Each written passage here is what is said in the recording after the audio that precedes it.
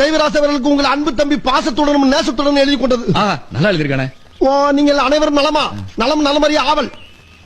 அதுபோக நமது பண்ணையில் கடினமாக உழைத்துக் கொண்டிருக்கும் அன்பு பச்சை கிளியை பத்திரமாக பார்த்துக் கொள்ளவும். ஏனென்றால் அவன் என் கண்ணுக்குள்ளே திரிகிறான். அதுபோக அவன் மாடு மேய்க்கும் போது அவனுக்கு வெயிலில் நடக்க விடாமல் அவனுக்கு ஒரு புல்லட்டு வாங்கி கொடுத்து, பேண்ட் ஷர்ட்டும் வாங்கி கொடுத்து, ஒரு தொப்பியும் வாங்கி கொடுத்து. அவன் போட்டுக்காரியா? அவனை அழகு பார்க்குமாறு மிக தாழ்மையுடன் கேட்டுக்கொள்கிறேன்.